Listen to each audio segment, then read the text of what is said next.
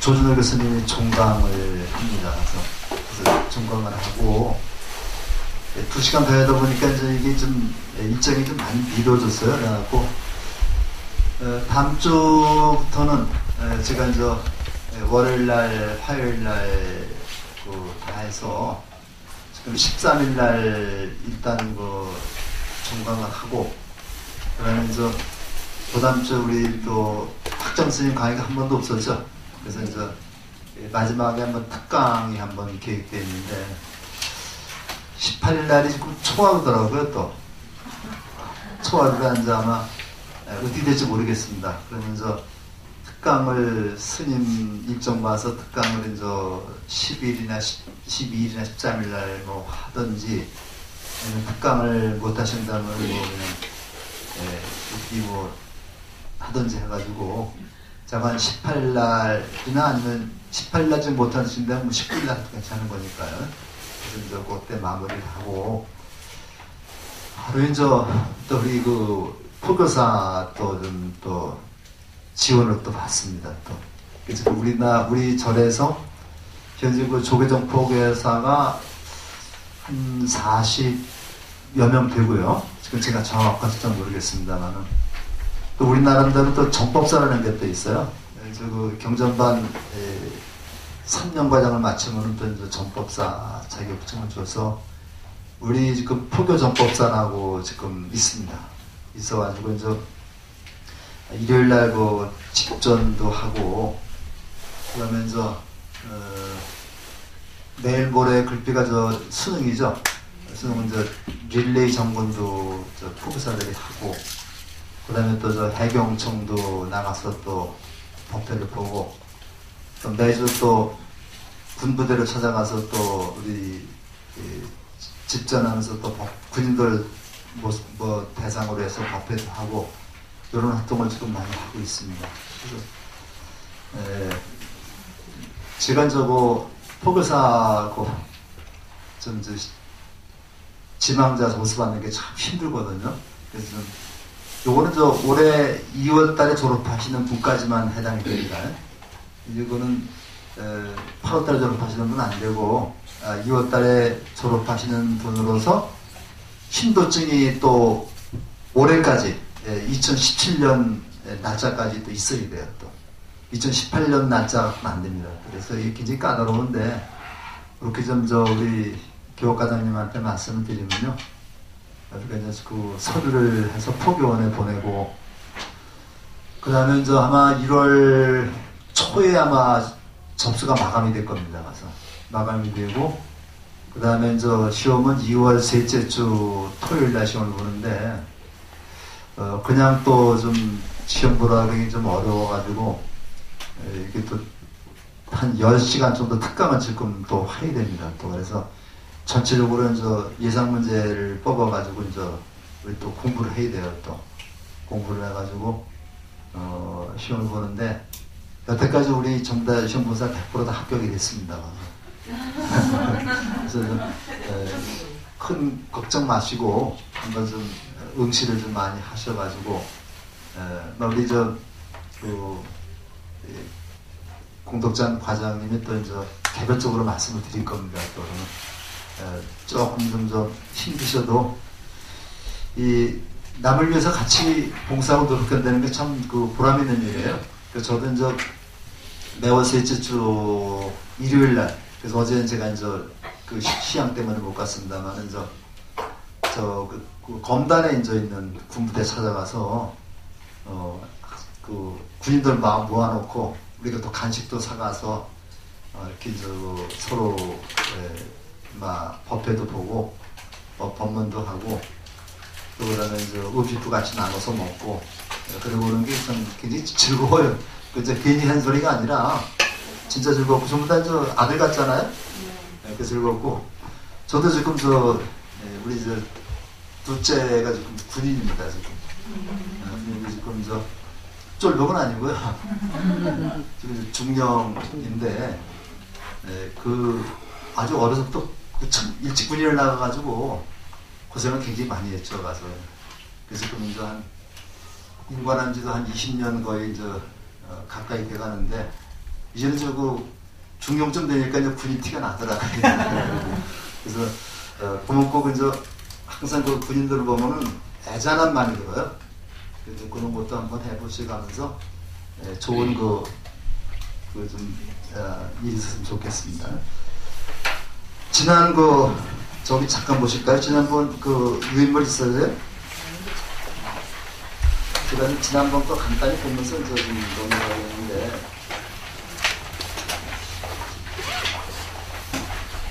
그 3페이지 보면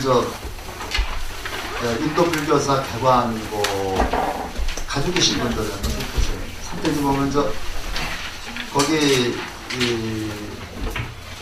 기원전 5세기에서 기원전 4세기의 발생 정착기라는 게 나오죠. 거기 보면 붓다의 탄생하고 붓다의 인멸 요게 연대수가 나오는데, 요건 제가 여기서 그냥 인용을 한 거기 때문에 고치지 않았는데, 우리가 지금 공식적으로 쓰는 불기 연도가 있습니다. 올해가 몇 년도에?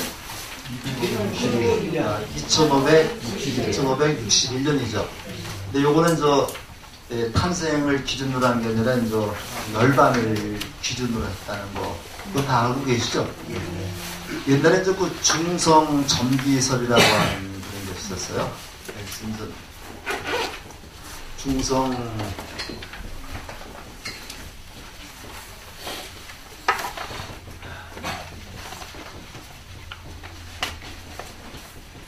이거 중성전기설이라고 하는데,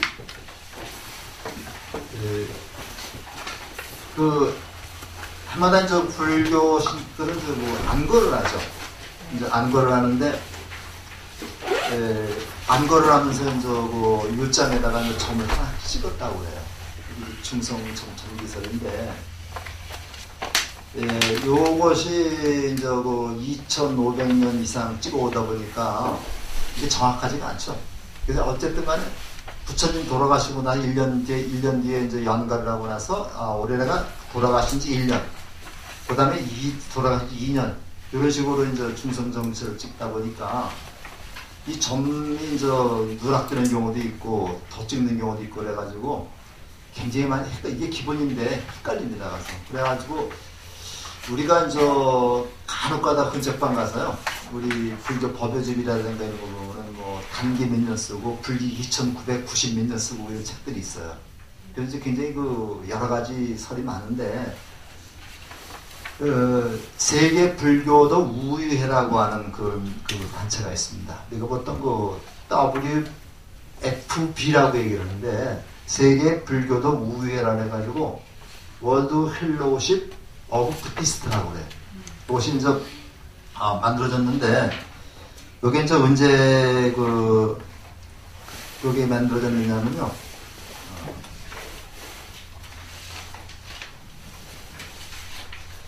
요게 1950년에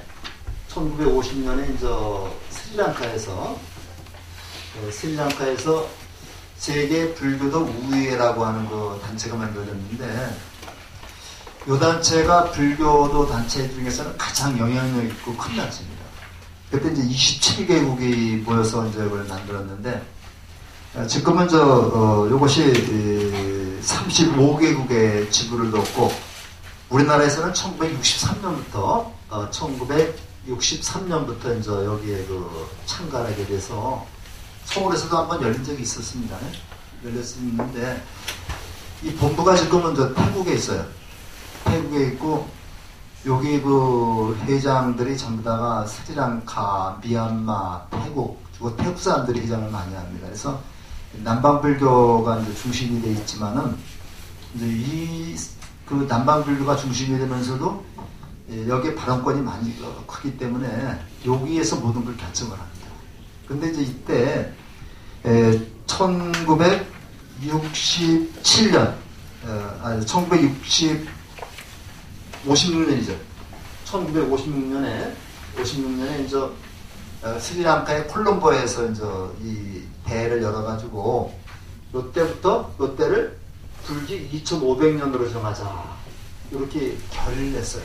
이게 여러 가지 설이 있기 때문에 요거는 1956년에 서력기원으로 스리랑카 콜롬보에서 이제 요 대회를 열어가지고 2,500대를 불기 2,500년으로 정하져가지고 부처님 돌아가신 지 2,500년 기념행사를 엄청 크게 벌였습니다. 요것이 이제 기준이 돼가지고 우리나라에서도 그 전까지는 그 하적경에 여러 가지가 있었어요. 불기가. 근데 요때부터 요거를 따라가지고 우리나라도 이렇게 좀 환산을 하고 있습니다. 그 세계 여러 모든 나라가 거의 이렇게 환산을 하고 있어가지고 불기는 거의 2561년으로 굳어졌어요. 그래서 참고적으로 보다 조금 좀 적어놓으시기 바랍니다. 요걸 굉장히 헷갈리는 데가 많거든요. 그러면 부처님이 돌아가신 지가 2561년이 되는 거죠. 그럼 여기다가 부처님이 80살을 살았으니까 더하면 몇 태어난 해는 2641년이 되죠. 그렇게 나오는 겁니다. 그래서 부처님 태어나신 지는 2641년이 된다. 올해 유교 집안에서는 또 공기라는 걸 써요. 공자님의 출생연도를 쓰는데 올해가 공기 2568년입니다. 2568년인데 한 번은 성균관에 갔더니 교수가 우리 공자님이 이제 부처님보다 더 먼저 태어나셨다.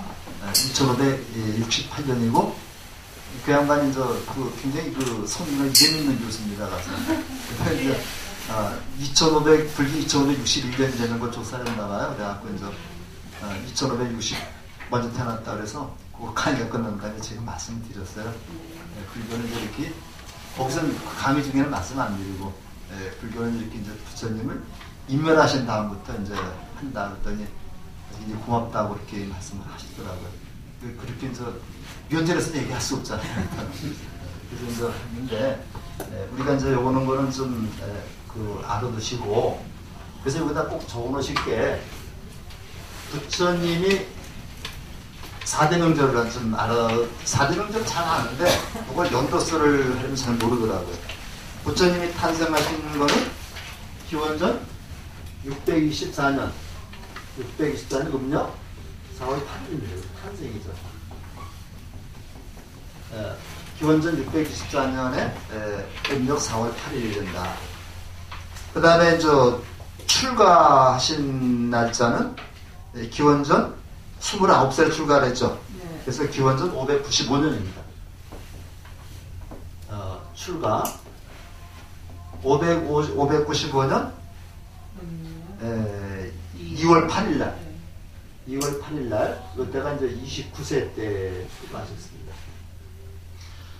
요것도 이설이 많이 있습니다. 그렇지만 보통 한 29세 때 출가하신 거로 이렇게 얘기가 되고 있고요. 그 다음에 성도가 기원전 589년 589년 12월 8일날 요건 35세 때죠. 35세 때 출가를 하셨고 그 다음에 열반에 드신 날이 여기서 2561년에서 2017년을 빼면 됩니다. 그리고 544년 2월 15일이죠. 2월 15일 이때가 80세로 열반에 드셨는데 중국의 유명한 천대 지자대사 같은 분은 부처님이 29살에 성도를 하셔가지고 79에 돌아가셨다고 그래서 50년 동안 전법 활동을 한 거로 그렇게 얘기를 해서 교상판석이라는 게 있습니다. 우리가 공부하다 보면 천대 지휘대사의 교상판석에는 부처님의 전법 활동이 50년으로 되어 있어요. 그래서 우리가 화엄경을 21일간 설하셨고, 그 다음에 아함경을 12년 동안 설하셨고, 그 다음에 반야경을 22년 동안 설하셨고, 그 다음에 방등경을 8년 동안 설하셨고, 법화열반경을 12년 동안 설하셨다 해서 뭐든 50년으로 나오는 그런 데도 있습니다. 그러니까 그런 것만 특이한 경우는 있지만 일반적으로 여기 기본입니다. 기본이 돼가지고 기원전 624. 근데 우리가 보통 가장 중요한 게 어떤 것이 가장 중요하다고 볼 수 있어. 다 중요하겠지만. 근데 이게 사실은 굉장히 중요한 거죠. 무슨 깨달은 게 성도가 돼가지고 12호 음력 12월 8일 날 새벽 별을 보고 정각을 이루셨다. 이게 항마촉진이죠. 그래가지고 모든 절에서 음력 12월 8일 날은 12월 7일 날부터 밤생 정근을 합니다. 정근을 수행을 해가지고 12월 8일 날 아침 예불을 하면서 이제 해양을 해요. 그래서 그때가 이제 1월 초쯤 되죠 아마. 몇 초쯤 돼가지고 우리 절에서도 이제 해마다 이제 그 음력 12월 7일 날 밤에 한 9시, 사장님 한 9시쯤 하죠? 9시에서 한 10시쯤, 9시쯤 할 겁니다. 그래서 이렇게 입제를 해가지고, 그 다음에 이제 밤새도록 이제 우리 스님하고 같이 기도를 하고 나서, 그 다음에 이제 예불을 올리고, 새벽 예불은 좀 장엄합니다. 가서. 그러니까 이제, 아직 이제 어둠이 가시지 않은 그 상태에서, 스님이 도량석을 하거든요. 이제. 도량석을 쭉 하고 이제 같이 들어와서 예불을 올려요. 예불을 올리고 또 바깥으로 나와가지고 요거 저 법성계 요거를 돌고 나서 삥 둘러서 촛불을 들고 이제 마지막 거기 해양을 하면은 굉장히 장엄해요. 우리 그때 조그만 데도 그렇습니다. 그래서 꼭 여러분들 저 시간 내셔서 요거 한번 절에서 한번 밤새내고 굉장히 좋습니다. 이거 호박죽도 좀 끓여드려요. 그리고 모든 절에서 이걸 하고요. 그 다음에 2월 8일부터 2월 15일까지는 며칠 날 딱 일주일이죠. 그래서 먼저 출가, 열반, 일주일 정진이라 해가지고 7일 동안 이때 입대를 해가지고 또 해양을 해가지고 이때 기도가 있습니다. 이것이 우리만 모든 거의 모든 자를 하고 이건 뭐 다 아시죠? 올해부터 이제 공식 명칭이 부처님 오신다는 데 있어요. 그전에는 뭐 석가탄신일 뭐 이렇게 주입박죽인데 이번에 중단해서 이제 건의해가지고 그 정부에서 공식적으로 이때 그 이름을 부처님 오신 날 그렇게 이제 정하기로 했습니다. 그래서 모든 절에서 이제 법요식을 하는데 우리 절에서도 이제 이 바깥에서 이제 이렇게 하는데 모아서 이제 오가는 사람들도 이제 밥도 좀 한 그릇씩 드리고 그래서 굉장히 좀 많습니다. 야단법석 진짜 야단법석이죠. 그래서 우리가 이제 이렇게 그 명절 부처님 오신 날이라든가 이런 명절에 같이 참여해서 우리가 좀 공덕을 좀 많이 쌓도록 그렇게 좀 해야 되지 않겠나 생각이 듭니다. 오늘은 북파불교 그 다음에 조금만 더 보시죠. 이제 말씀드릴 게 있는데 먼저 그 6페이지를 한번 보시면요. 요게 도표에 계획이라는 게 있죠. 계획이. 둘째 줄에 계획이라는 게 있죠. 칸에 도표에. 거기 바로 오른쪽에 보면 제일 결집에 나이 많아서 늦게 출가한 수바따 비쿠의 망언이다. 이렇게 되어 있는데 이게 이제 수바따 또는 수바다라고 그러는데 이 수바따 비구가 둘이 있습니다. 유명한 비구가 둘이 있는데 한 사람은 일찍이 출가해서 이제 부처님의 가르침을 받은 사람이고 또 한 사람은 부처님의 마지막 제자예요. 부처님이 돌아가시려고 막 그럴 때 나이 많은 그 수바따라고 하는 사람이 부처님에게 어떤 의문을 풀기 위해서 부처님을 찾아왔는데 안 한다가 이제 못 들어오게 합니다. 가서 이제 돌아가실 때가 됐다 그러니까 부처님이 그 소리를 듣고서 그러지 말아라, 들어오게 해라. 그래가지고 이제 수바드라에게 이제 마지막 법을 설해가지고 이제 수바드라가 그 아라한이 되는 그런 감동적인 얘기가 나오거든요. 근데 여기서 말하는 그 수바드라는 그 수바드라가 아닙니다. 근데 여기 이제 나이 많은 늦게 출간이라는 말이 있어가지고 이거 잘못 오해하기 쉬운데 늦게 출간이라는 건 지워버리세요. 늦게 출간한 거 아닙니다. 이거는 저 수바따라고 하는 그 제자가 한 사람이 있었는데 부처님이 돌아가시고 나서 다 이렇게 이제 슬퍼하는데 이 수바따라는 사람이 그렇게 얘기를 하는 거예요. 왜 또 슬퍼하냐? 그렇게 잔소리 많고 꼬장꼬장한 부처님이 안 계시니까 이제 우리가 자유롭지 않느냐, 이런 얘기를 한 겁니다. 이런 얘기를 한 걸 갖다가 가섭이 들었어요. 듣고 나서 야, 안 되겠다. 이 부처님이 돌아가시자마자 이런 사람이 있으니까 빨리 할지라도 빨리 부처님의 그 말씀을 엮어서 이렇게 좀 결집을 해야 되겠다. 이런 생각을 해가지고 결집을 서두르게 됐다고 해요. 그래서 우리가 혹시 마지막에 추가한 그 수바들하고 좀 혼동할까봐 좀 말씀을 드립니다. 그 다음에 그 오른쪽 세 번째 보면 적주비구라고 하는 말이 나오죠. 이 적주비구라고 하는 말은 적은 적이죠. 나하고 의견이 다른 그런 사람들이 우리를 갖다가 우리에게 도움이 되지 않는 사람을 도적이라 해요. 적이 비구와 함께 있다는 얘기입니다. 그래서 이건 어떤 사람을 얘기하냐면요. 불법을 훔치려고 비구의 모습을 하고 비구 숭단에 들어온 외도들. 요즘 말로 스파이죠, 스파이. 그러니까 적진에 들어가서 적의 분열을 갖다 획책하려고 들어온 그러한 질이 좋지 못한 비구를 적지비구라고 그래요. 그런 적주비구 문제로다가 이제 여기 논란이 있었기 때문에 이게 이제 부처님 생전부터 들어서 이제 돌아가신 다음까지 불교 교단의 내부에도 끊임없이 문제가 있었던 겁니다. 사람이 한 200명 정도 있을 때 괜찮았는데 1000명이 넘어가니까 1000명 속에는 그냥 계속 별별 사람들이 다 있죠. 이 끊임없이 문제를 일으키기 때문에 그때마다 부처님이 어떤 문제를 일으켰을 때마다 부처님이 그 사람들을 갖다가 경책하기 위해서 어떤 규율을 만들었어요. 이게 계율입니다. 그래서 계율은 먼저 만들어 놓고 지키라고 하는 게 아니라 부처님이 그때 필요에 따라서 이제 거기에 합당한 그 벌을 만든 겁니다. 그래서 그런 우리가 그런 것을 좀 알아두시고 이 공자님 말씀에도 그런 게 있죠. 공자님 말씀이 아니라 우리가 이런 공자님을 10명 갖다 100명 갖다 놓으면 그 100명 안에는 반드시 도적과 같은 도둑놈이 생긴다. 암만 서인문자를 갖다가 서인문자만 모아놓으면 서인문자 중에 또 망나니가 또 있게 되는 거고요. 또 망나니만 갖다 놓으면 그 중에서 또 서인문자가 나오게 되는 거예요. 그래서 이걸 이제 우리가 남자들은 저도 이제 예비군 훈련 여기서 좀 받아봤는데 예비군 복만 입혀놓으면 입이 굉장히 커집니다.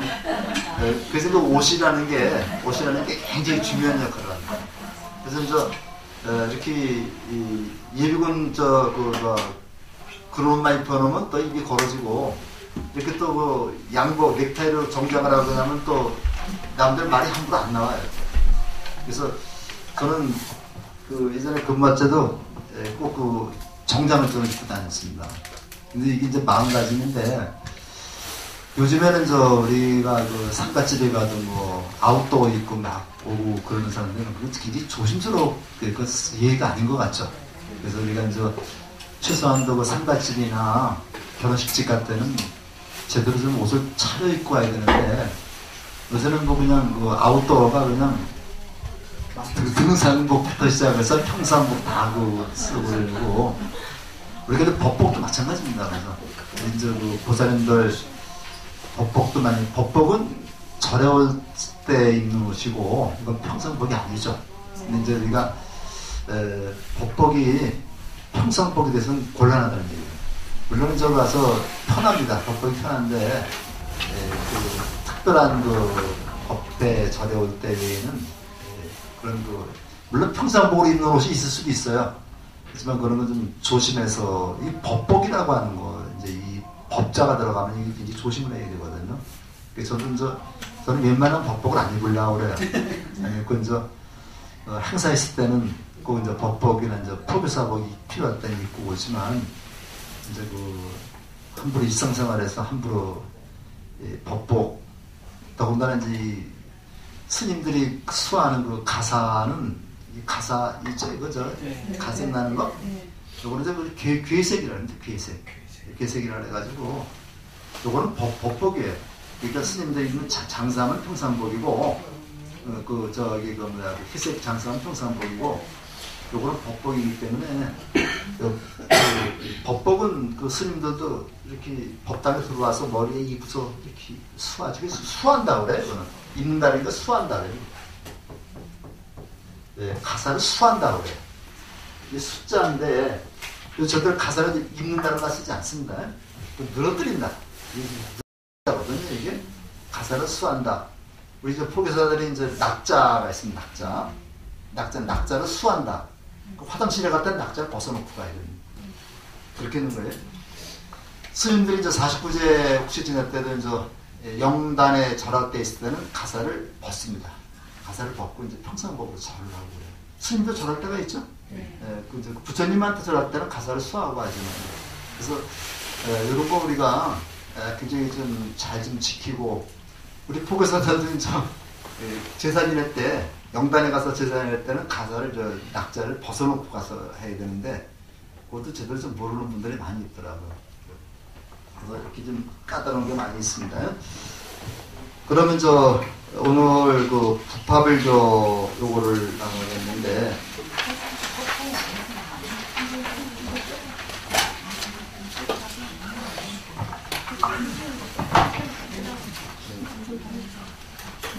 이 부파라고 그러니까요.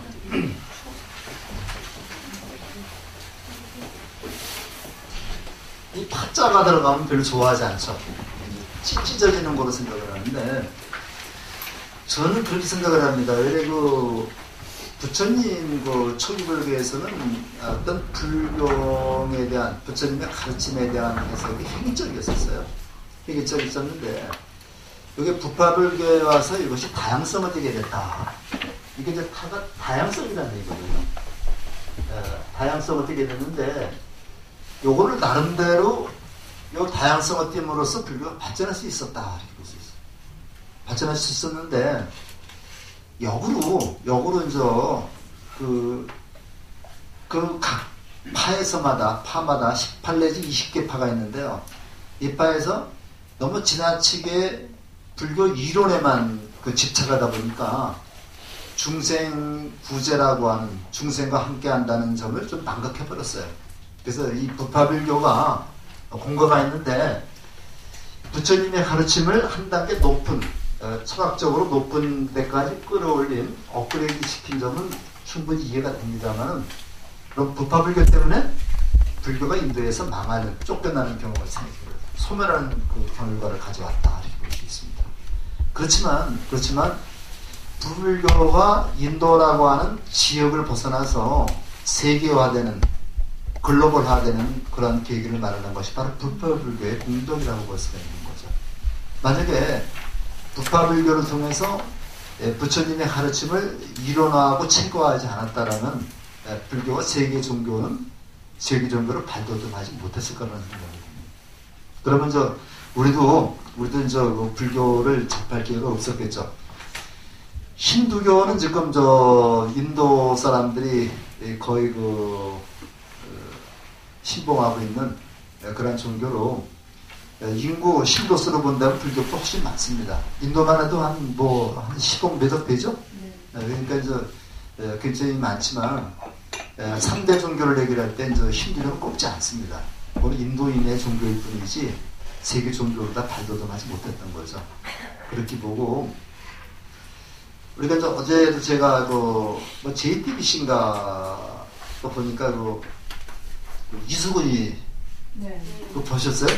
이수근이 아들 둘하고 더 중간부터 봤는데 부탄에 어떤 집에 가서 같이 아마 일주일 살았던 모양이에요.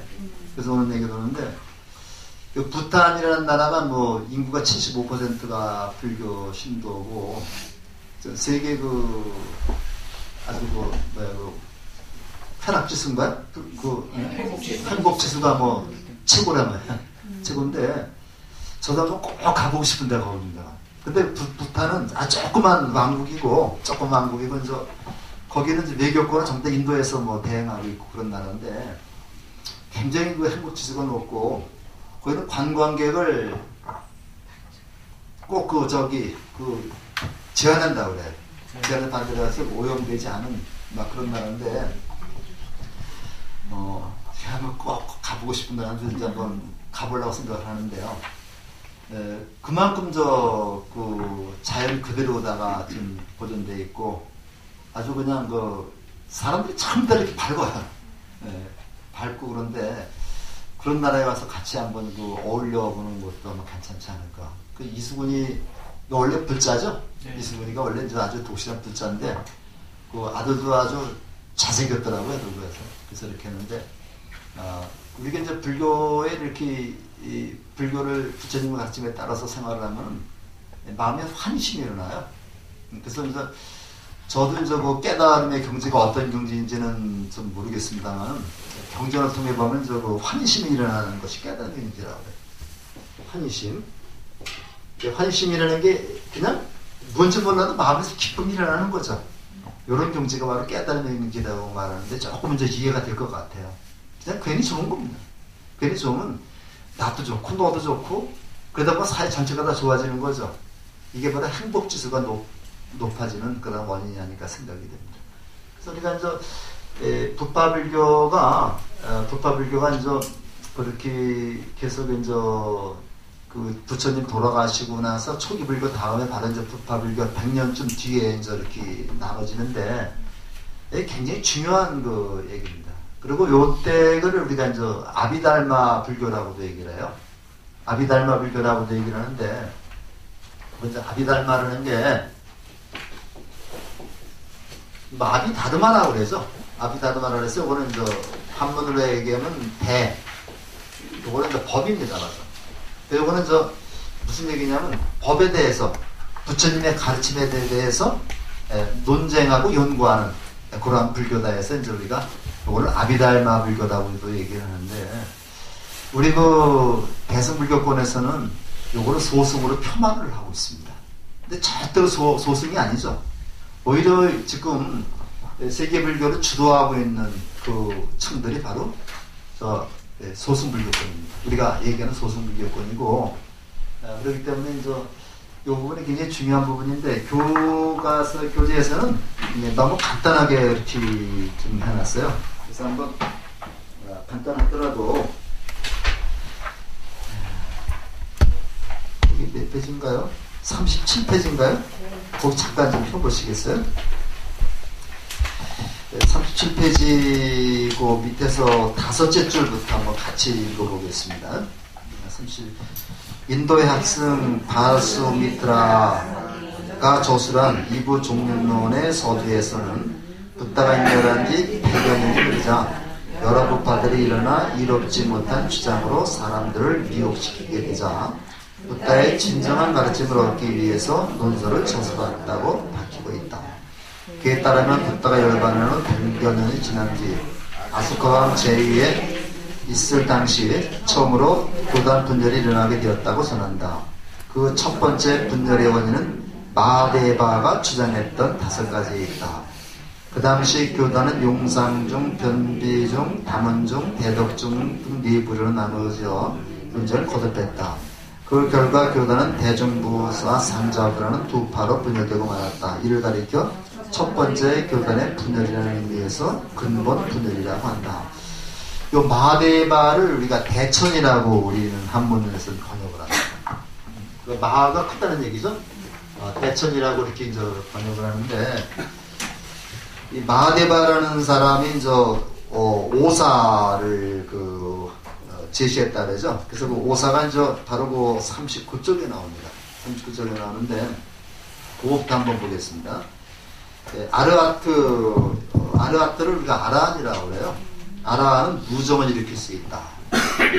누정을 일으킨다는 말은 그 남들은 몽정을 얘기를 하는 겁니다. 몽정을 일으킨다는 얘기니까 아직 색에 대한 그 욕망을 끊어버리지 못했다는 얘기죠. 이렇게 얘기를 하고요. 그 다음에 이제 아르하트는 아직 모르는 게 남아있다. 우리가 보통 그쪽에 아라한은 모르는 게 없다 그래야지 말아야 되는 거잖아요. 근데 아라한은 모르는 게 남아있다. 그 다음에 아라한은 아직도 의심이 남아있다. 요건 이제 아라한을 갖다 비하시킨다는 그런 의미로 우리가 보는 거고, 넷째, 아라한은 다른 사람의 도움으로 깨달음을 얻을 수 있다. 그러니까 자기 스스로는 깨달지 못하고 다른 사람의 도움을 받아야만 깨닫는다. 다섯째, 불도 즉 길은 소리로 써진다 그래서 이건 무슨 얘기냐면요. 아라한이 완전히 남의 도움을 받아 깨달았을 때는 크게 소리를 지르거나 뭐 기뻐한다 이런 얘기입니다. 그래서 요거는 무슨 얘기냐면요. 보통 그 전까지는 아라한은 완전히 깨달은 존재다. 그렇기 때문에 모르는 것도 없고 의심도 없다. 모든 것을 잡념을 갖다가 끊어버린 상태다. 이렇게 얘기를 했었는데요. 마하데바라는 사람은 그렇지 않다. 아직 아라한은 완전히 깨닫지 못한 사람이다. 이렇게 얘기를 한 겁니다. 이 아라한이라는 게 바로 뭐냐면요. 우리가 보통 북파불교, 상자부불교라고 해요. 우리가 이제 보통 보면은 근본분열에 나올 때 이게 이제 상자부하고 대중부로 나뉘거든요. 요걸 이제 근본분열이라고 그래요. 요걸 이제 근본분열이라고 그러는데 여기는 대체적으로 보수적인 사람들이고 요거는 조금 진보적인 사람들. 이제 그런 얘기가 나오는데 요게 조금 여기서는 대천 마하데바의 육사부터 요것이 근본분열이 들어갔다고 그러는데 요설이 조금 좀 문제가 좀 있습니다. 그리고 여기 부처님 돌아가신 뒤 한 100년쯤 뒤에 아소카왕이 등장했다 그러죠. 그래서 근데 대체적으로 근본분열을 요때 와서 근본분열이 심화됐다고 볼 수는 있지만은 혹시 근본분열의 계기가 됐던 것은 제2결집에 보면 야사의 결집이 나오죠. 야사가 이제 700명 가지고 지난 시간에 소금을 보관하는 거, 보호를 받는 거 이런 얘기가 나오죠. 여기서부터 근본분열이 일어났다고 보는 게 더 맞습니다. 맞고 사실 마하데바의 육사는 이제 훨씬 뒤에 얘기인데 아마 여기서 쓴 것도 근본분열부터 시작을 해서 제2결집, 2결집부터 시작을 해서 쭉 몇백 년, 한 100년 내려오다가 요때 마하데바의 육사가 근본분열을 고착화시킨 것이 아닌가 그런 식으로 보는 게 좋을 것 같아요. 그래서 제가 일부러 유인물을 잠깐 보시면요.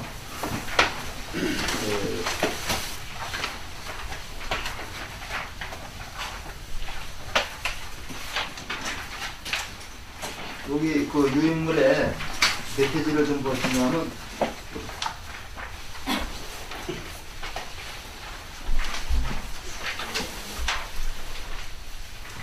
5페이지 좀 보세요. 5페이지 보시면은 북파의 성립과 지말분열 위에 제가 묶음표로 해가지고 대한불교 조계종 교육원 불학연구소 편찬 세계불교사 51에서 58쪽까지 써놨죠. 그래서 이거는 대한불교 조계종 교육원에 불학연구소라고 하는 연구소 기관이 있습니다.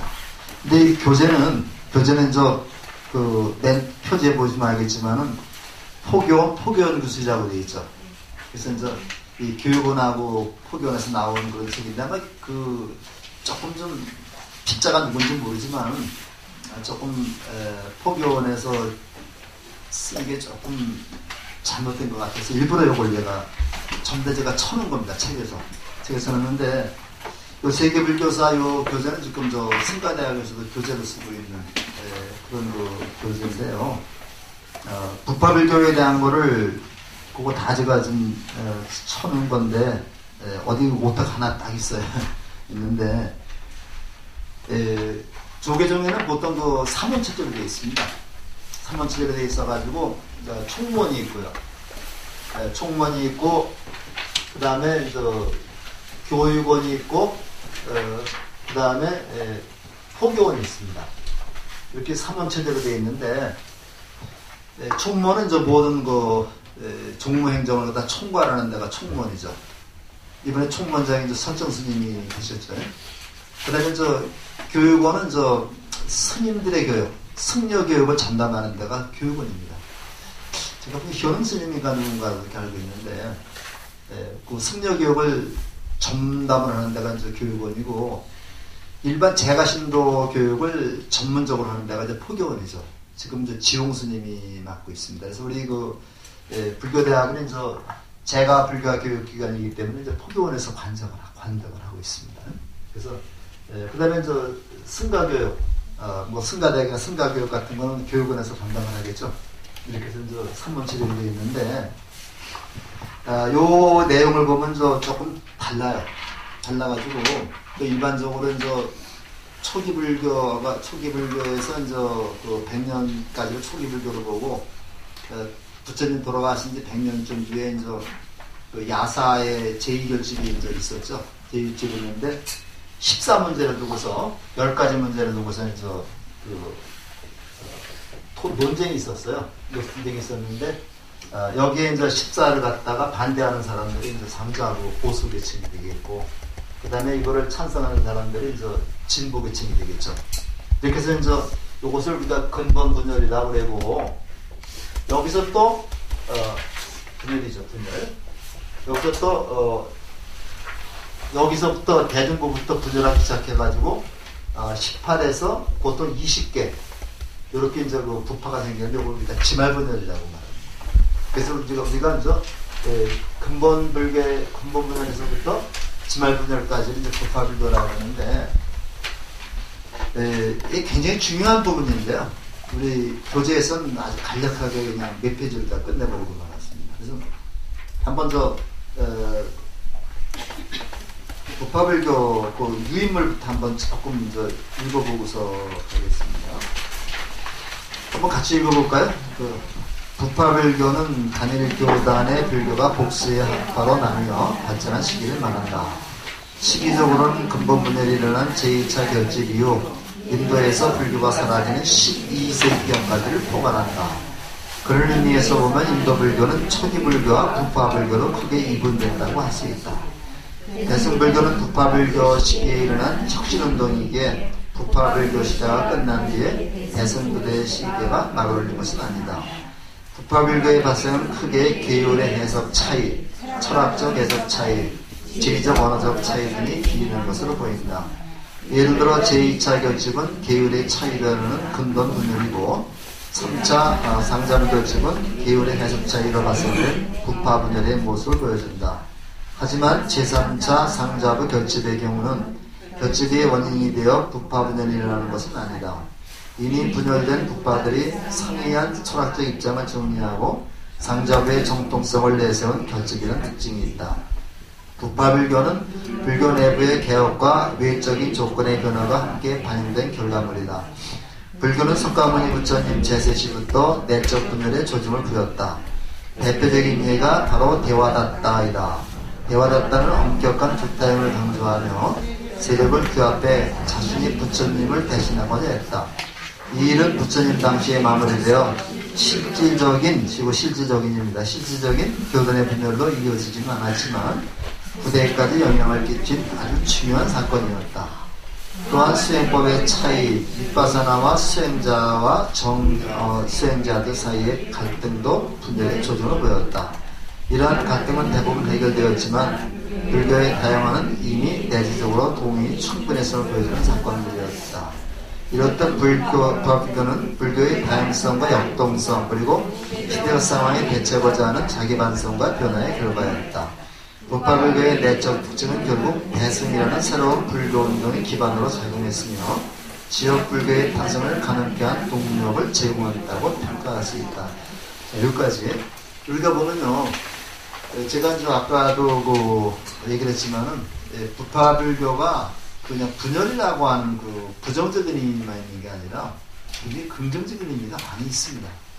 우리가 이제 만약에 부파불교라고 하는 그러한 철학적 체계화하는 과정이 없었다라면 불교는 그냥 하나의 군소종교로다가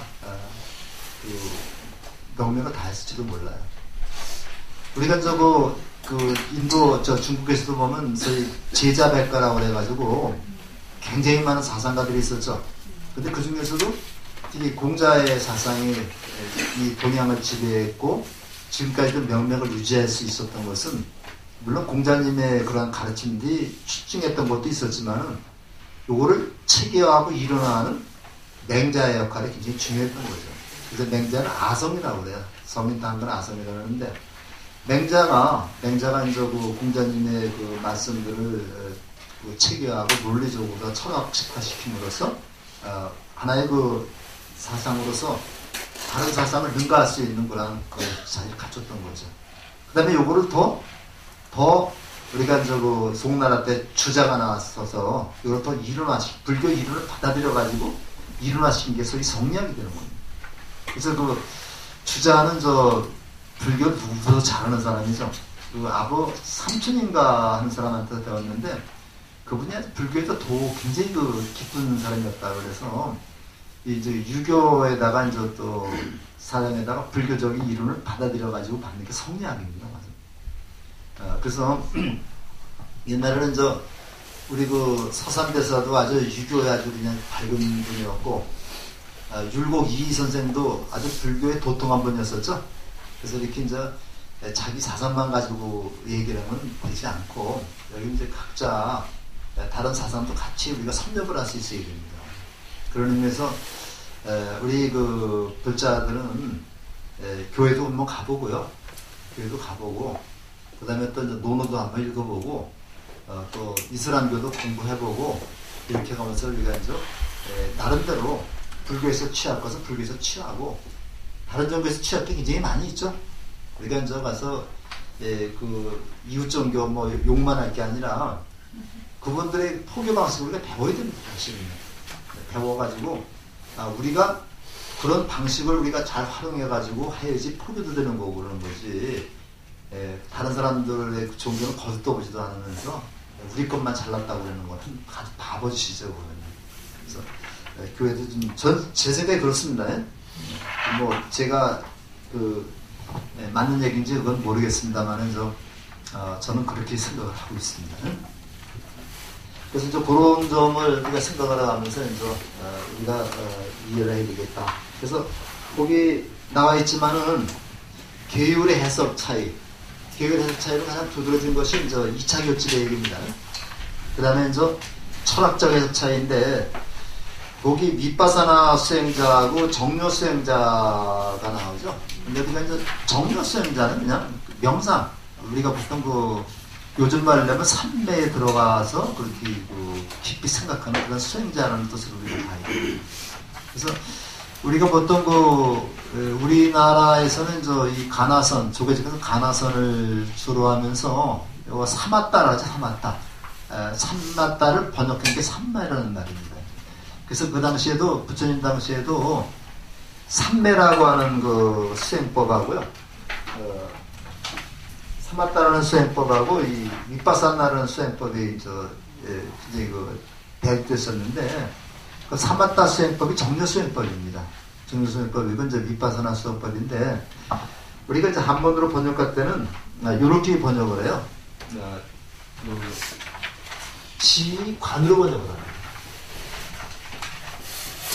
관으로 번역을 해가지고 삼마따, 삼매수행법을 지라고 그러고, 그 다음에 윗바사나 수도 관이라고 얘기를 합니다. 이제 여기는 약간의 수행 방법의 차이가 있는데 이제 이쪽을 중심으로 해서 수행하는 그런 집단하고 이쪽을 중심으로 수행하는 집단이 서로 견해가 다르겠죠. 이래서 나눠지는 겁니다.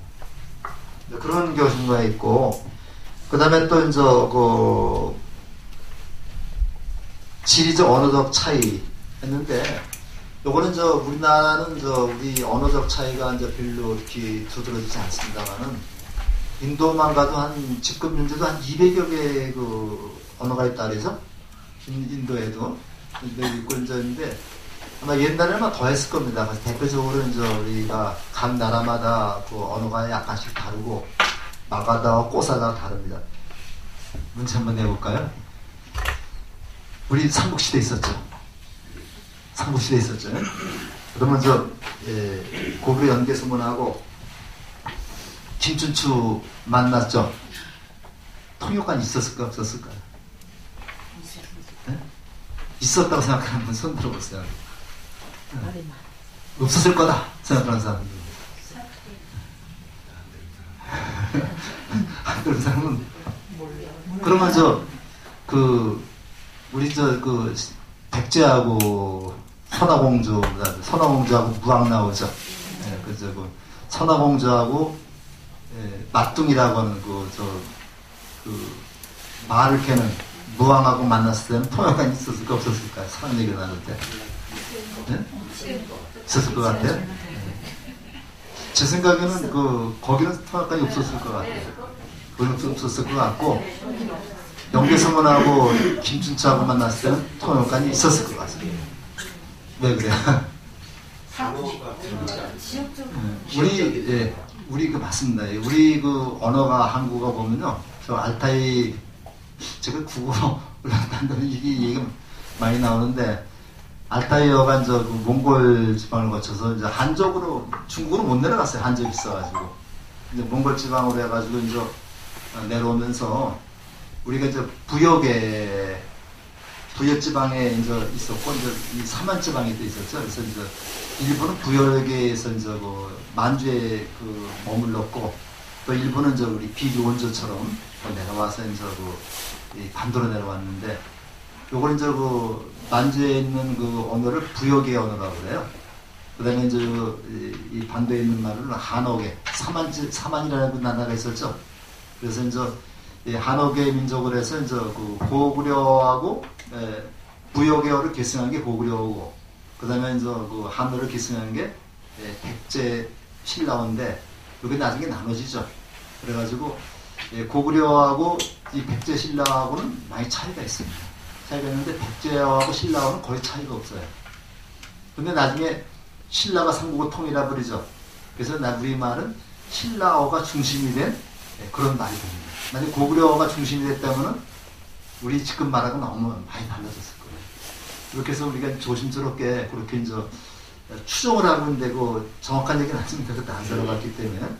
대신에 이제 인도도 마찬가지입니다. 가서 16개의 나라가 있었는데 마가다국이라든가 꼬살라국이라든가 그 다음에 이런 언어들이 수없이 많았을 거잖아요. 엄청 넓으니까. 그 다음에 지역적으로 서로 왕래가 되지 않죠. 우리 제주도도 지금은 자단이지만 옛날에는 지역적으로 가기가 힘드니까 방언이 생기는 거거든요. 그래서 서울보다 200년 늦게 200년 차이가 납니다. 제주도 말하고 서울 말하고는 200년 차이가 나듯이 이런 지역적인 언어적인 차이 때문에 이렇게 분파가 생겼을 것이다. 세 가지 원인이죠. 그래서 이제 우리가 제주도도 지금은 비행기로 1시간이면 가지만 옛날에 배를 타고 쭉 내려가려면 힘 있는 말이 서서히 이제 힘 없는 말을 갖다가 지배하는 거거든요. 그래서 언어가 서울 언어가 제주도까지 가려면 200년 걸린다. 그러니까 이제 지금 제주도 방언을 조사해 보면은 200년 전에 서울말의 흔적을 우리가 볼 수가 있다는 얘기죠. 그래서 이제 이 방언 연구가 우리 고어를 연구하는데 굉장히 중요한 역할을 하고, 또 양주성 박사가 이제 고가 연구 쓰면서 이제 그거 많이 수상했잖아요. 그래서 우리가 이제 이렇게 세 가지 그런 면을 중심으로 해서 이제 얘기를 했고, 그 다음에 이제 지금 읽은 거 밑에서 네 번째 보면 북파불교는 불교의 다양성과 역동성 그리고 시대적 상황에 대처하고자 하는 자기 반성의 결과였다. 이게 북파불교에 대한 의미라고 볼 수가 있고, 여기서부터 대승불교에 싹이 텄다는 얘기죠. 그래서 우리가 대승불교는 북파불교를 모태에서 태어난 것이지 대승불교하고 북파불교하고 별로 다른 게 아니라는 얘기입니다. 그래서 우리가 이제 서양에서도 르네상스 운동, 르네상스라는 게 뭐예요? 그래서 중세 그리스 로마 문화가 이제 무너지고 기독교 중심 문화로 변하면서 다시 그리스 로마의 문화로 돌아가자고 하는 게 르네상스죠. 바로 이제 우리가 대승불교 운동도 인도의 르네상스 운동이라고 볼 수 있습니다. 불교가 너무 타락을 하니까, 너무 학문위주로 나가니까 어떻게 하면 대중과 함께 발전해야 되겠는가. 부처님의 가르침은 이론적으로 학문을 논하자는 게 아니라 부처인지 모르고 생활하는 중생들을 부처인 줄 깨닫게 하자는 것이 부처님의 가르침이죠. 일로 돌아가게 하고자 하는 것이 바로 대승불교 운동이기 때문에 바로 뭐 북파불교와 대승불교는 서로 다른 게 아니라 북파불교에서 바로 부처님의 참 가르침을 찾고자 했던 것이 대승불교 운동이었다. 그래가지고 이 북파불교를 너무 소홀히 다루면 안 되겠다는 얘기죠. 조금 쉬었다 할까요? 네. 그죠? 그래서 우리가 하는 모든 행동을 업이라고 그러는데 이게 이제 무의식적으로 하는 행동, 무의식적으로 행동하는 걸 업이라고 얘기하고 무의식적으로 하는 행동은 업이라고 그러지 않습니다. 근데 이제 업이라고 그러는데 요게 이제 그 업에는 공업이라는 게 있고 불공업이라는 게 있거든요. 공업이라고 하는 거는 이제 우리 모두가 같이 책임져야 될 그런 업을 공업이라고 그래요. 공업이라는데 우리가 이제 이번에 포항에 그 지진이 나가지고 이제 많은 사람들이 고통을 겪고 있는데 이게 이제 우리하고는 상관없는 것 같이 생각이 되지만 사실 이 지진이라는 게 이제 저는 잘 모르겠습니다만 이제 이 환경 파괴하고 연관이 많거든요. 그래서 이제 환경운동가들이 이제 많이 그 걱정하고 그러는데 우리가 이제 개발이라고 하는 그 명목으로다가 이제 아주 무차별적으로 이제 이렇게 환경을 파괴하고 있어요. 이런 게 아마 조금은 다 원인이 있을 것 같아요. 그래서 사실은 이 포항에 지진 난 거는 포항 사람들이 잘못해서 그런 게 아니라 우리 모든 미국을 포함한 모든 사람들이 다 그 환경을 파괴하고 뭐 그런 데서 나온 거거든요. 공업입니다. 공업. 아침에 제가 뉴스를 잠깐 보니까 이제 뭐 환경단체에서 뭐 이렇게 모피 이런 거를 뭐 입지 않게 하고 그래서 뭐 유명한 무슨 뭐 디자이너도 모피는 앞으로 하지 않겠다 뭐 그런 얘기 나오는데 이 모피 하나 만들려면은 뭐 굉장히 많은 가축이 뭐 상당히 된다고요. 그러면서 또 이걸 또 부드럽게 하기 위해서 막 때리고 뭐 또 우리 개고기도 먹지 말라니까 이제 개고기를 그 좀 부드럽게 하기 위해서 그냥 막 패잖아요. 막 패서는데 그래서 이제 우리가 사실은 저도 이제 그전에 먹다 요즘 했잖아. 저도 안 먹습니다. 근데 이제 이 개 좋아하는 친구들하고 또 가면은 또 안 먹기가 또 그렇죠. 이제 그 모르겠어요. 올해 작년하고 올해는 한 번도 안 먹었습니다. 그래서 가급적이면 다른 고기도 마찬가지지만은 개고기 같은 거는 이제 좀 안 먹으려고 제가 그 돈 주고서가 사 먹은 적은 없습니다.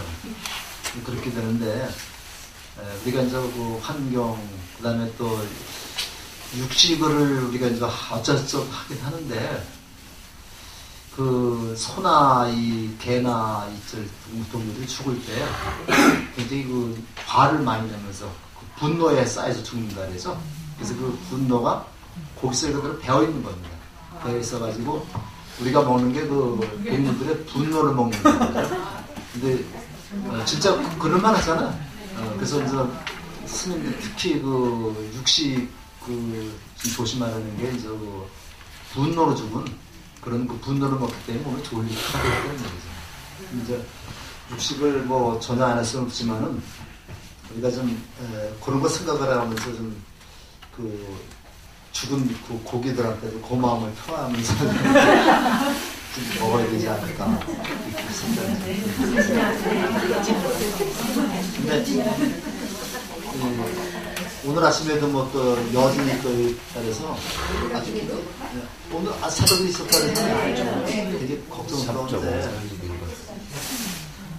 이제 방송에서 나온 거 보니까 이제 일본에서는 저 지진이 나면 가설집이 있다고요.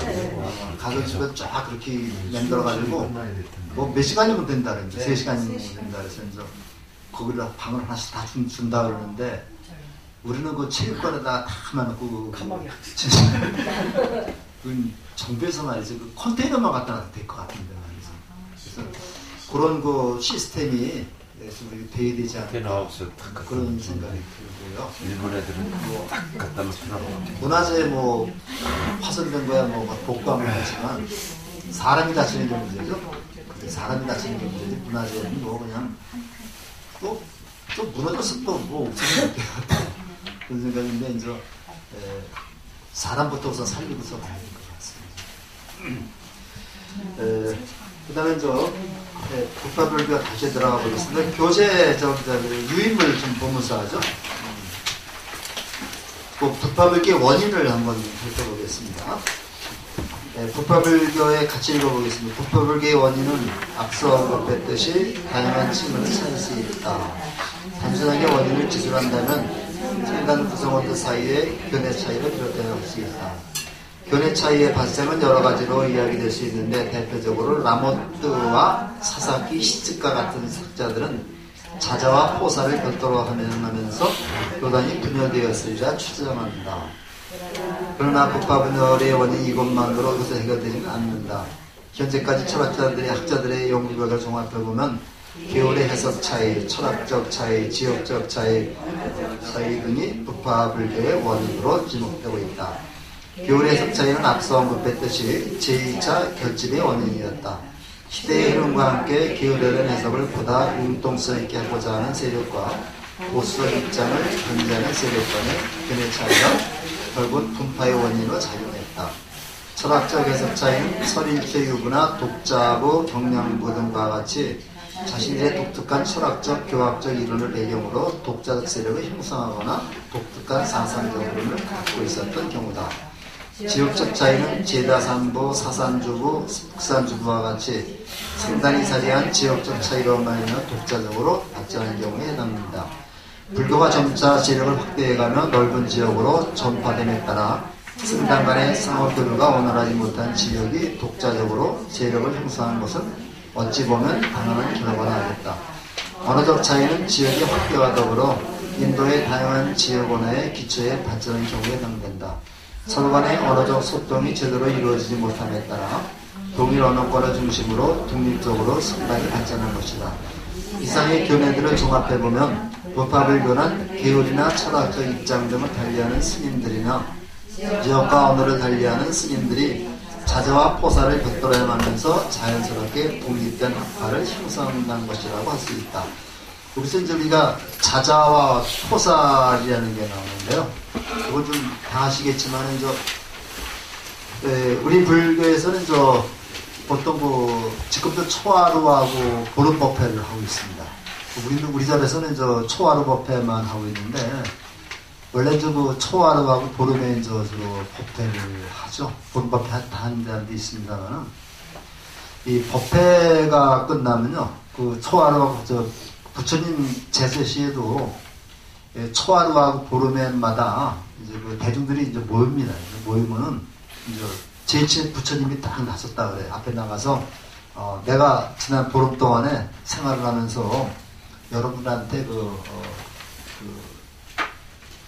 잘못된 점은 이러이러한 것이 잘못됐는데 이러한 것이 대중들이 용서해 주시면 내가 앞으로 고치겠다. 뭐 이런 얘기를 서울에서 했다고 해요. 그래서 사람들이 대중 모임에서 한 사람씩 나와가지고 자기의 잘못을 반성하고 참여하는 이런 일을 해서는 이걸 우리가 이제 포살이라고 말합니다. 포살이라고 말하는데 이것이 이제 우리 초하루 보름법회의 기원이 됐다고 얘기를 하는 거죠. 이런 거고 자자라는 거는 이제 우리가 안거가 끝날 때 이제 안거가 끝나면서 석 달 동안 안거를 하죠. 이때 끝나면서 한 사람이 나와가지고 제가 여러분들하고 이렇게 석 달 동안 생활을 했는데 혹시 제게 무슨 잘못이라도 있습니까? 있으면 지적해 주십시오. 이게 자자입니다. 그래서 포살이라는 거는 자기가 잘못한 것을 말해놓고 용서를 구하는 게 포살입니다. 그 다음에 자자라는 건 내가 모르는데도 다 잘못할 수가 있죠. 내가 모르면서 잘못한 것을 지적해주면 내가 참여하겠다. 이게 자자가 돼가지고 그 집단마다 이제 이렇게 무리마다 이렇게 지역적인 여러 가지 차이를 나가 이렇게 모여서 이렇게 수행을 하겠죠. 우리가 때는 제주도는 제주도 나름대로 수행을 하고, 경상도는 거기 나름대로 수행을 하고, 뭐 서울은 수행을 하고 그러겠죠. 근데 이제 인도는 더 넓으니까 그러겠죠. 각 집단별로 수행을 하면서 자자하고 포사를 하는 겁니다. 이렇게 하면서 여기 나름대로의 불교가 형성됐을 것이다. 이렇게 해서 이제 도파불교의 원리를 거기서 찾는다는 얘기죠. 라모트라고 하는 사람이 있는데, 라모트와 이제 사사키 시츠키 같은 사람인데, 일본에서는 일찌감초부터 교학적인 면이 발달을 해가지고, 지금은 안 그렇습니다만은 옛날 한 10여 년 전만 해도 거의 우리 불교 세력들이 일본 쪽으로 다 데리고 왔었어요. 데리고 왔었는데, 일본이 우리 같이 선불교라든가, 일본 절에 가보실지 말겠지만은, 제 절에 부도만 많이 있죠? 만 있고 그래서 이 선이라든가 이런 것들은, 우리나라, 선불교는 우리나라가 가장 잘 지키고 있는 거고, 일본 불교는 학문, 거기 스님들 다 결혼하죠? 결혼하기 때문에 학문적으로 굉장히 발달해가지고, 일본 용어들이 외국에 많이 쓰이기도 합니다. 그런 분이고, 그 중에 한 분이 사자키 스즈키 같은 분은, 라모토는 원래는 이 사람은 벨기에 사람입니다. 벨기에 사람인데, 이 사람이 가톨릭 사제라 그래요. 가톨릭. 아마 신부나 아마 그렇게 됐던 모양입니다. 근데 이분이 나중에 불교 공부를 해가지고, 개종을 했는지 그건 전 모르겠습니다만은, 인도 불교사라고 하는 아주 굉장히 방대한 책을 썼어요. 인도 불교사라고 해가지고, 지금 나온 불교사 중에서는 가장 방대한 분량입니다. 근데 우리나라에서는 호진 스님이라고 하는 분이 번역을 해서, 시공사에서 번역해 나왔는데, 한 이 정도 두께가 2권이 됩니다. 2권이 되는데, 제가 한 번 읽고, 그래서 지금 2번째 3권을 거의 다 읽어가는데, 영침도가 안 나와요. 영침도가 안 나오는데, 너무 아주 그냥, 세부적인 것까지 이렇게 다 지적을 해가지고 얘기를 하는데, 라모트라고 하는 그런 사람이 주장이 바로 이 자저와 포사, 이 안거, 여기에서부터 교단이 독파가 생겼다는 그런 얘기죠. 근데 그것도 원인이 되지만 또 역시 앞에서 얘기했지만 계율 해석의 차이, 철학적인 차이, 지역적인 차이, 어적 차이들 이렇게 엿볼 수가 있다. 그래서 그런 점에 이제 우리가 좀 잘 생각해봐야 될게요. 초기 불교에서 이렇게 10가지 문제가 나왔을 때, 14가 나왔을 때,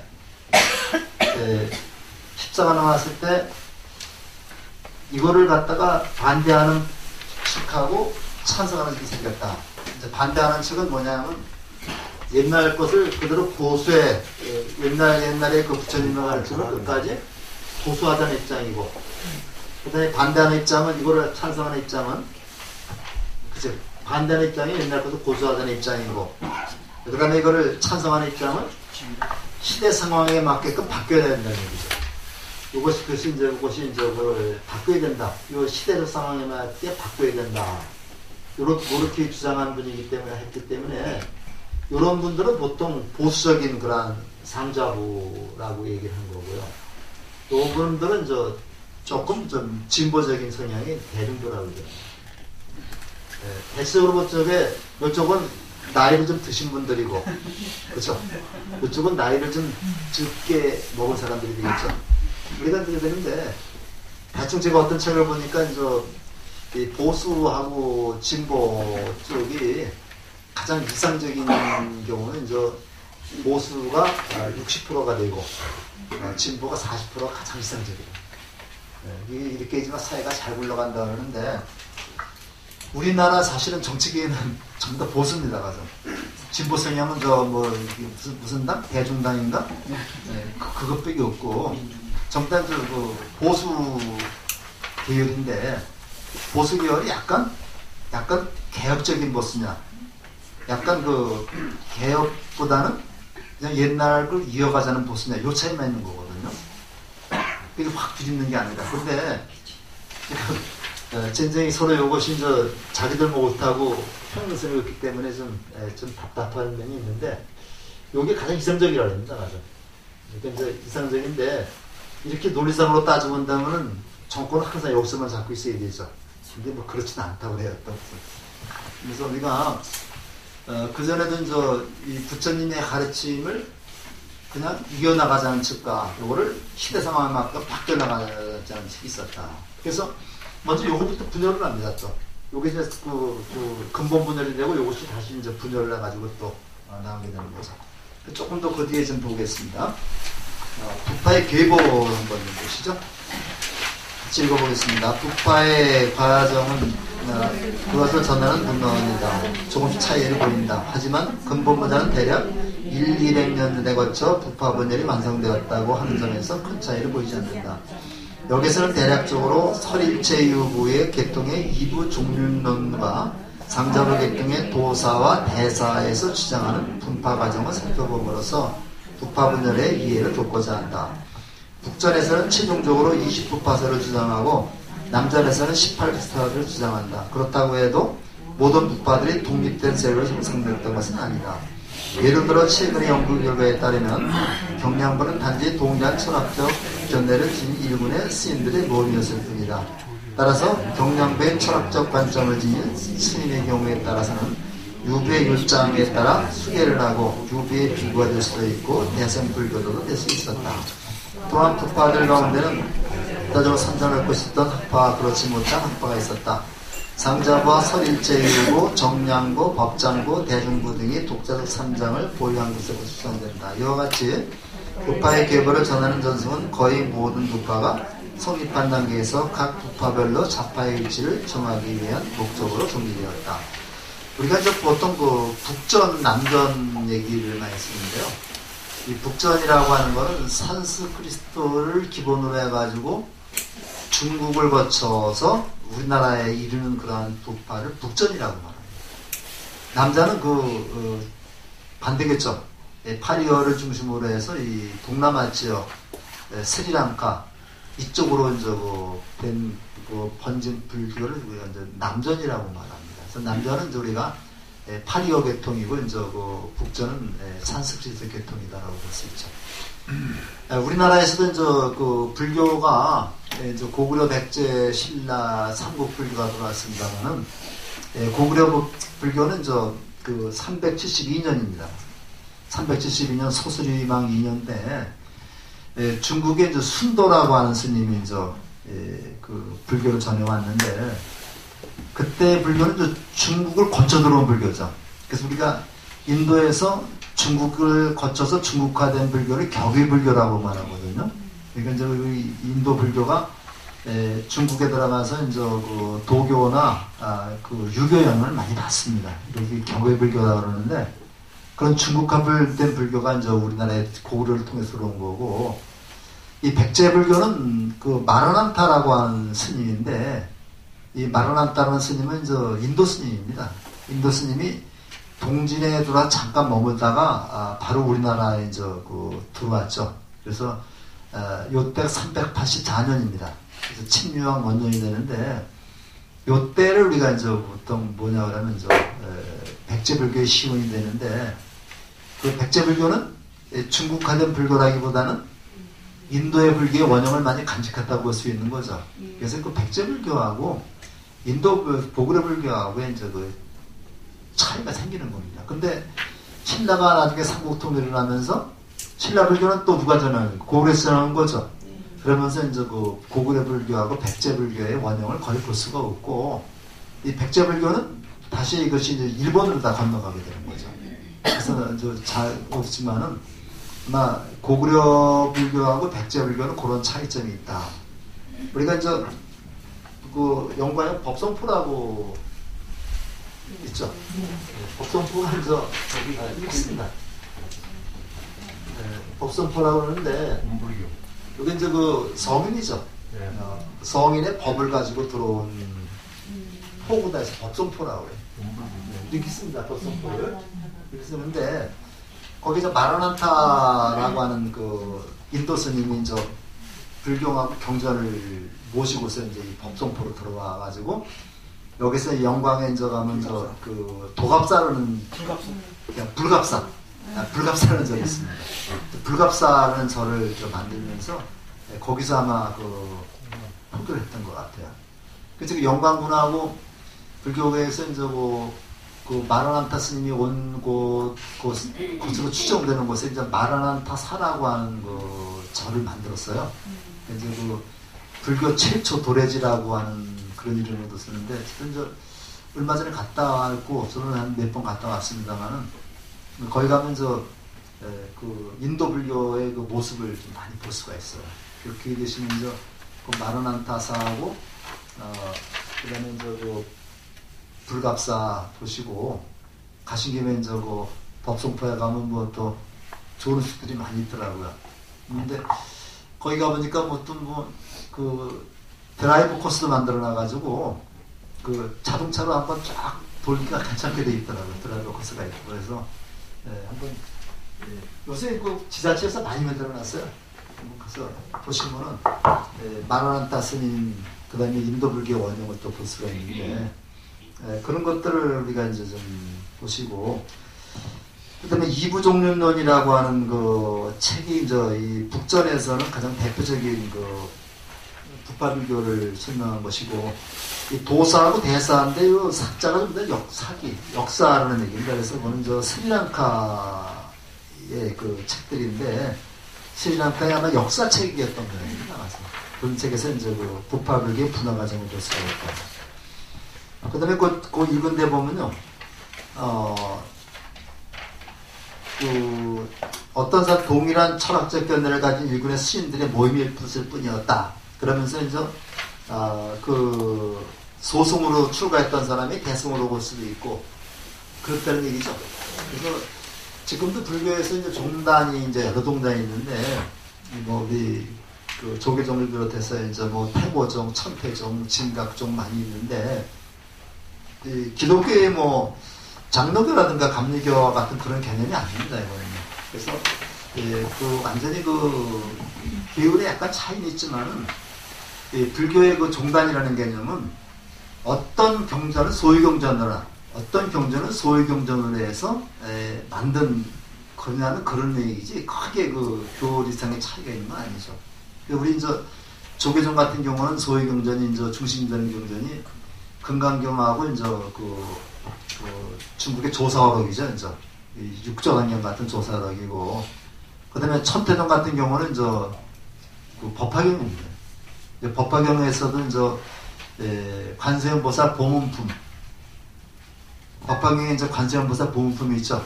이걸 이제 관음경이라고도 말하는데, 요거를 중심으로 하기 때문에 천태종 그 단양 부인사에 가면 이제 그 관세음보살 기도만 하고 있습니다.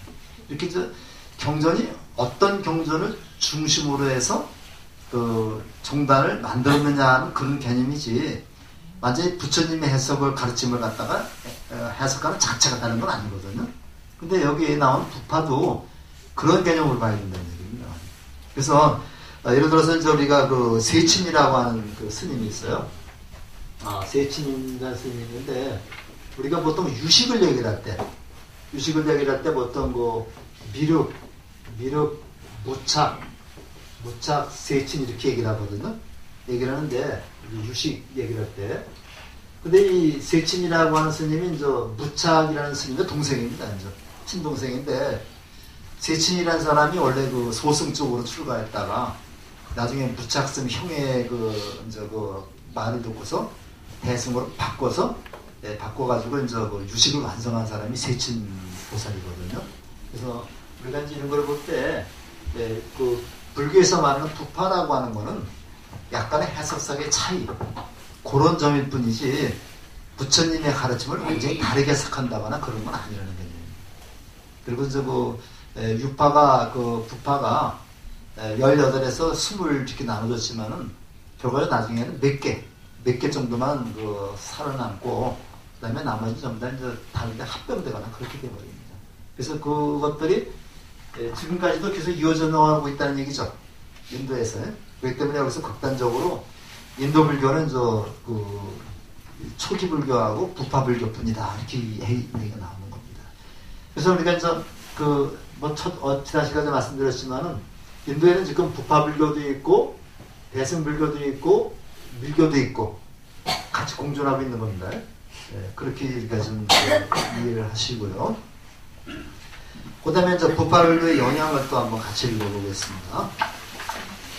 부파불교의 형성이 불교사에서 갖는 의미는 대단히 크다.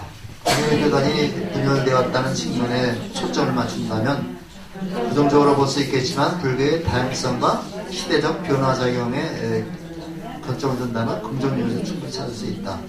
또한 부파불교는 구전으로 전송되던 문헌을 문자로 기록하여 전선 발전시켰다. 특히 다양한 문자로 경전을 기록했으며 불교 혼성 범어의 형성도 부파불교의 결과라고 할 수 있다.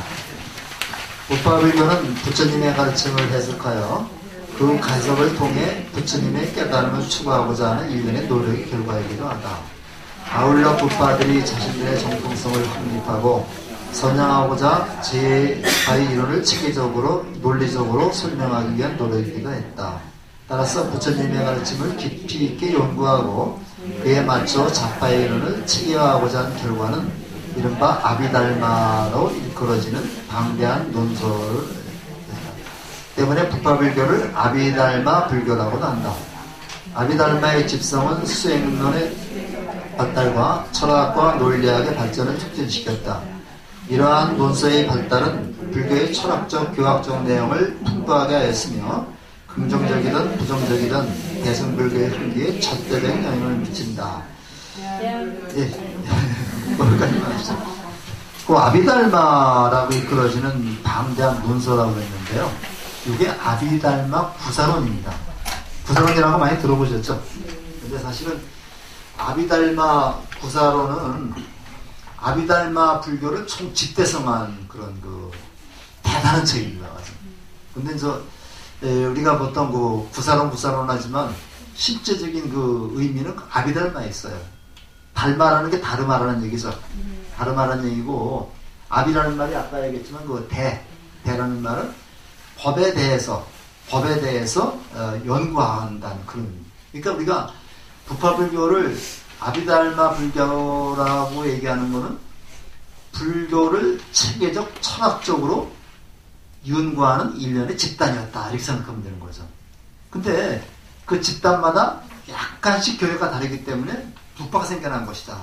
이렇게 생각하면 아비달마 불교, 부파불교라는 것이 불교의 다양성과 발전이라는 측면에서 오히려 긍정적인 역할을 많이 한 것이지 부정적인 역할은 일단은 긍정적인 역할을 많이 한 것으로 봐집니다.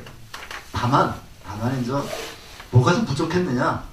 너무 이론에 치우치다 보니까 실천면이 부족했다.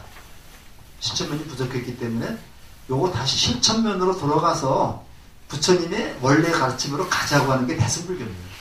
그래서 우리가 대승, 소승 얘기를 할 때 대승이라는 말은 대승이라는 말을 많이 타고 간다는 얘기죠.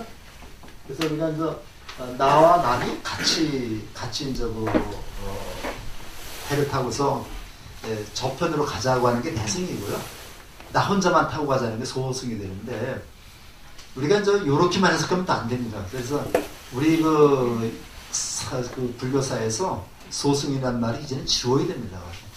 우리는 소승이라고 쉽게 얘기하지만 동남아 사람들은 자기는 소승이라고 일컬으면 좋아하겠어요? 그래서 우리가 소승이라는 말을 지워버리고 상자보불교, 부파불교, 아비달마 불교 이렇게 얘기를 해야 되는데 우리가 지금도 그냥 무의식 중에 소승이라는 말을 쓰고 있습니다. 그건 잘못되는 것이 되겠습니다. 그래서 이 구사론이 이게 우리가 지금 대승이라고 자처하는 우리도 이 구사론 때문에 공부를 열심히 하고 있습니다. 스님들이 구사론을 보면 우리 사물을 5위 75법이라고 그래요. 5위 75법이라 해가지고 우리 법을 달마라는 게 법이라는 얘기잖아요. 법을 크게 5가지 또 세분해서는 75가지나 우리 그 밥을 75가지로 쪼개가지고 이제 이렇게 설명하는 게 이제 그러니까 이 법을 75가지로 쪼개가지고 설명을 하니까 얼마나 세부적인까지 있어요. 그래서 보통 스님들도 뭐 10여 년 동안 이 아비달마 구사론을 공부해도 다 이해를 못하는 경우가 많다고. 그래도 우리 불교대학에서도 이제 경전반에서 구사론을 몇 번 했습니다. 구사론을 몇 번 했는데 나중에 들으면 또 새로 듣는 것 같아요. 자꾸만 이제 이걸 공부를 해야 되는데 이거를 바탕으로 해서 그 다음에 뭐가 나와야 되냐면 대승불교로 가야 되는 거죠. 유식 같은 경우는요. 유식 같은 거는 이제 오직 이제 식이라는 거. 오직 식분이라는 얘기거든요. 이 식이라는 말이 이제 마음입니다. 마음인데 이 마음을 오의백법이라 해요. 오의백법이라 해가지고 마음을 100가지로 쪼개는 거예요. 우리 마음을 100가지로 쪼개서 이제 설명하는 게 이제 유식이죠. 그래서 이제 이게 구사론하고 유식 공부하다 보면 이제 머리가 지끈지끈 아프고 그랬는데 요거 아마 스님들도 이거 2개 하려면 한 20년 걸린다고 그래요. 근데 이거 하면 거의 다 끝나는 거죠. 그 다음에 이제 중관이라는 게 또 있습니다. 그래서 이제 우리 대승불교에서는 이제 중관하고 유식이 있는데 중관이라고 하는 것은 이제 또 뭐냐면 상자부 불교, 부파불교의 잘못된 점을 하나하나 다 지적을 해서 이제 바로 해설해 나가는 게 또 중관이죠. 그 다음에 이제 여기까지가 이제 우리 세계불교사에서 나온 얘기인데, 결과적으로 이제 아비담마 불교라고 하는 것이 부파불교라는 게 부정적인 관점보다는 이제 긍정적인 관점이 많다. 그런 얘기입니다. 그러면 부파불교가 어떻게 나누졌느냐는 그런 얘기인데, 이것도 좀 같이 읽어보겠습니다. 부파의 성립과 지말 분열. 이거는 저 세계불교사에서는 없는 얘기입니다. 근본 이부의 분열이 가져온 분열의 기운은 교리상의 기원에 지도자 간의 대립, 지리적인 조건 등으로 인하여 더욱 심화되어 북다의 분열이 약 200년 뒤에는 대중부 계통으로, 그리고 그 뒤에 이어서 상자부 계통으로부터 교단의 파생적인 분열이 촉진되었다. 이에 따라 서로 기원을 전환하는 시기에는 총 18에서 20개 정도의 부파가 형성되었다. 이부 종륜론 등의 북방불교의 자료에 따르면 근본 분열이 약 200년 동안에 걸쳐 상자부와 대중부 모두에서 부파적 분열이 거듭되어 총 18부로 나뉘었는데, 이것을 지말 분열이라 한다. 근본 분열에서 의한 근본 2부와 지말 분열에 의한 18부를 합해서 총 20부의 부파를 소승 20부라 한다.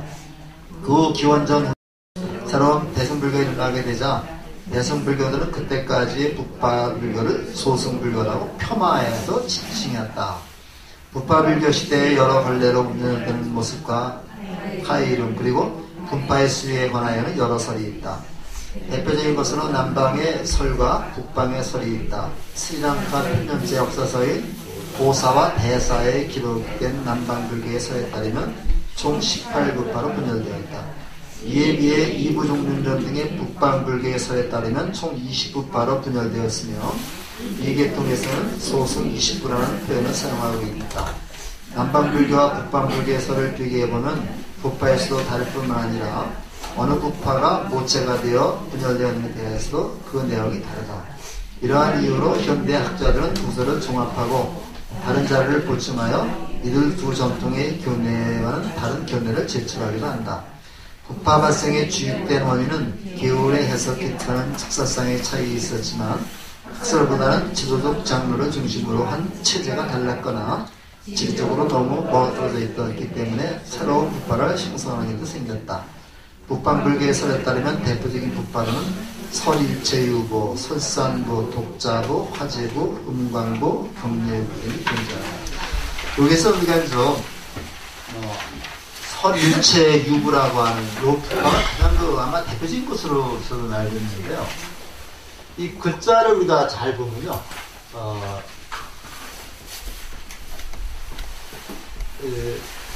설일체유보, 일체 모든 것이 다 있다라고 하는 교내를 우리가 이제 설일체유부에서 추가하는 표현이거든요.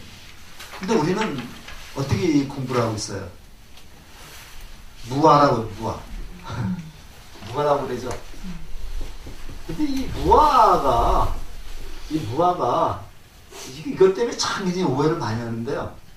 왜냐면 그 초기 그냥 인문반이나 이제 대학원 초기에 이제 막 그 불교 공부하는 사람한테 무아를 얘기하니까 이게 말이 안 돼요. 이게 이해가 안 되죠. 근데 이제 그래서 설일체유부에서 요거 유아입니다. 요거는요. 유아인데 시차가 있다는 얘기거든요. 시차가 있다는 얘기인데 요거를 공부하면서 이것이 왜 잘못됐는가를 지적해 놓은 것이 바로 그 대승불교에서의 얘기거든요. 근데 사실은 우리가 어떤 대상을 먼저 전제하고 나서 그걸 부정해야지만 얘기가 되는 거죠. 근데 그 전제를 다 빼버리고 부정부터 나오면 불교는 이게 이제 뭐 염세적이 되거나 이제 뭐 그렇게 안 되는 거죠. 우리가 보통 그 인생 무상이라고 말할 때 무상이라는 건 어떤 의미로 우리가 이해를 하고 있어요? 허무주의를 이해해요. 인생 무상, 삶의 이해가면서 회의적이나 허무주의 이해하는데 무상이라는 말 그 자체가 원래 뭡니까? 자체가 무상이라는 것이. 무상이라는 말 자체는 허무하다는 말 없죠, 이게. 항상 하지 않다. 그러니까 무슨 얘기예요? 변한다는 얘기예요. 변한다는 얘기거든요. 근데 허무하지 않다, 변한다는 얘기인데 이게 이제 뭐 언어가 잘못 사용되면서 이제 허무주의 쪽으로 이건 그런 쪽으로 바뀌어버린 겁니다. 근데 이 무상이라고 하는 말의 의미를 제대로 개념을 설정하지 않고 불교를 공부하다 보면은 재행무상 그 모든 행위 허무한 거다 이렇게 해석할 수밖에 없잖아요. 이게 잘못됐다는 거죠. 우리가 이제 그거 잘 알겠지만은 부처님의 탄생계에서는 저 천상천하 유아덕전 나오는데 얼마나 사람도 유아덕전이라는 말을 자기만 잘났다는 뜻으로 다 이해를 하고 있잖아요. 그죠? 근데 이게 잘못됐다는 얘기죠, 내가. 그래서 우리가 무상이라는 거는 변한다. 어떻게 변하느냐? 생명동사 변한다. 변하기 위해서는 어떻게 해야 되느냐? 나를 움직이는 실체가 없다는 얘기죠.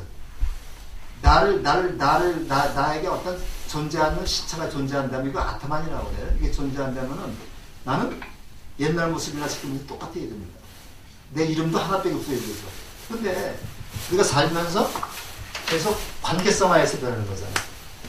그죠? 관계성화해서 변하는데 이게 이제 그 어릴 때는 저 딸이었다가 결혼하면 또 아내가 됐다가 또 애를 낳으면 아이가 됐다가 또 손자가 됐다가 수질이 바뀌는 거죠. 이게 관계성입니다. 이게. 이 관계성을 우리가 연기라고 얘기하는 거예요. 그렇기 때문에 우리가 이제 이런 설일체유부에서 이렇게 얘기했던 거를 갖다 유아라고 하는 거를 요거를 이제 우리가 그 수정 같은 데서 이걸 지적을 해가지고 요것이 왜 유아가 아니고 무아였는가 요걸 우리가 생각해 보면은 우리가 불교가 이렇게 어렵지가 않아요. 그렇기 때문에 우리가 이제 나라고 하는 존재를 보게 되면요.